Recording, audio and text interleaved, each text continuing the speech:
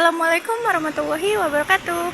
Halo teman-teman, saya Melinda Amelia dengan NIM 230511000168. Hari ini saya akan membawa kalian untuk melihat sejarah perkembangan dan peninggalan Islam peradaban Melayu yang ada di Museum Sultan Mahmud Bandarudin II.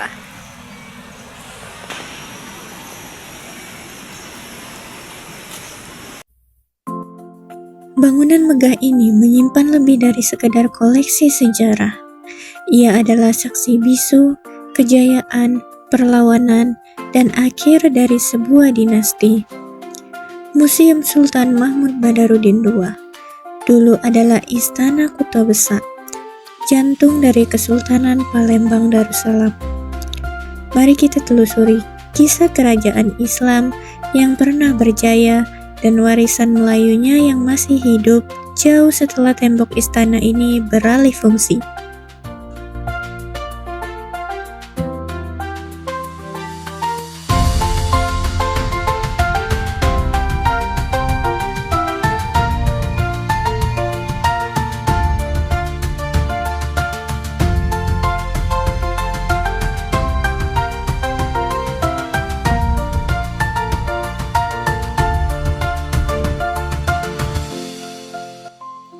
Bangunan ini dibangun dengan gagah pada masa keemasan Istana Kuto Besak yang pembangunannya dimulai pada tahun 1780 dan diresmikan pada 1797 adalah istana terakhir dan terkuat Kesultanan Palembang.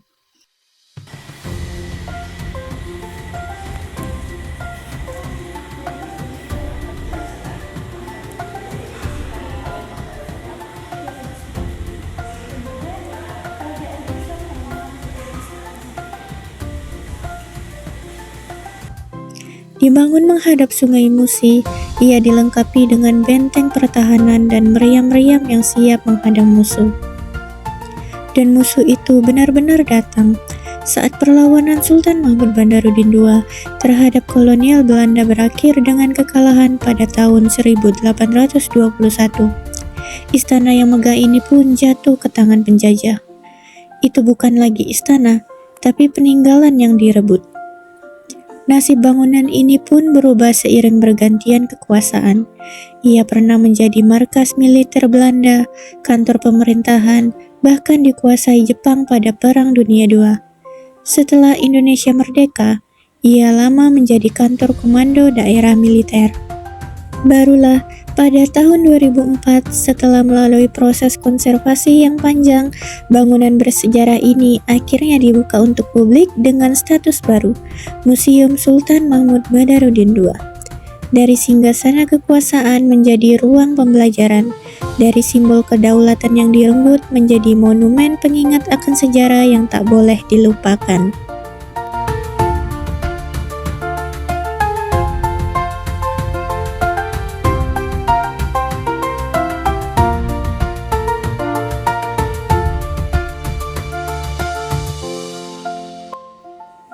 Jejak Palembang sebagai kota penting sudah ada sejak era Sriwijaya yang Buddha pada abad ke-7. Namun, gelombang baru datang bersamaan dengan para pedagang dan ulama dari Aceh, Jawa, Arab, dan Gujarat. Islam pun mulai mengakar. Tepat pada tahun 1659, sebuah babak baru dimulai. Ki Gede Ing Suro, bangsawan dari Kesultanan Mataram Islam, mendirikan Kesultanan Palembang Darussalam. Inilah titik awal era keemasan Islam Melayu di Palembang. Istana Kuto Gawang pun dibangun menjadi simbol kekuasaan baru di tepian Musi.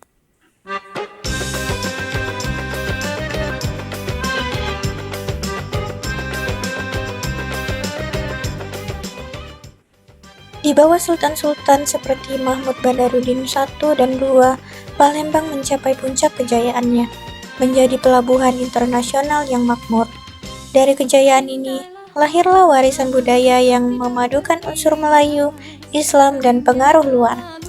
Lihatlah songket Palembang dengan benang emasnya, sebuah mahakarya tekstil Melayu. Masjid Agung dengan atap limasnya adalah perpaduan arsitektur Islam dan Nusantara. Pemerintahan yang teratur melahirkan kitab hukum, si percaya, bahasa, sastra aksara Jawi, bentuk rumah limas, hingga tarian-tarian adat, semuanya adalah bukti hidup dari peradaban Melayu Islam yang tinggi dan anggun.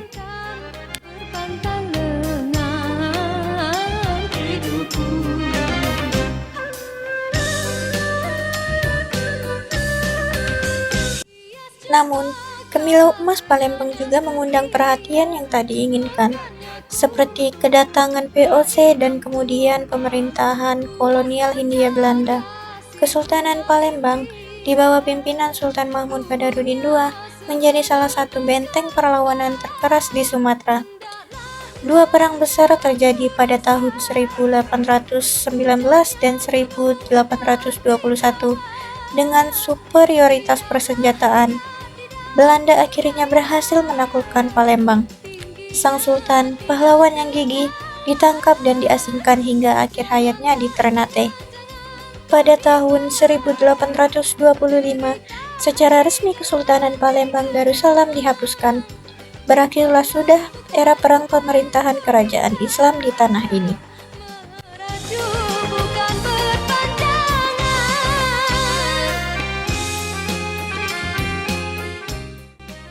Tapi, runtuhnya tembok istana bukan berarti hilangnya sebuah peradaban. Jiwa Kesultanan Palembang masih hidup dan bernafas dalam denyut nadi kota ini.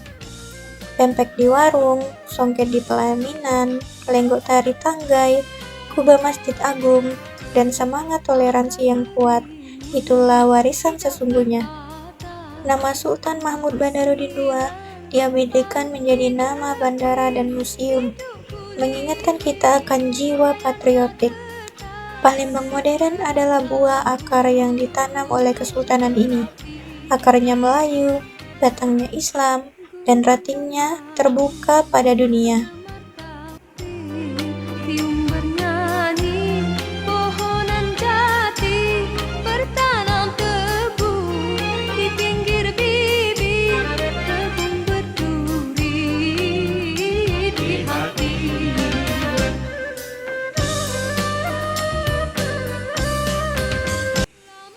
Kesultanan Palembang Darussalam mungkin telah menjadi sejarah, namun warisan Islam dan Melayunya tetap mengalir seperti sungai Musi, abadi, memberikan kehidupan dan membentuk identitas yang tak pernah lekang oleh waktu.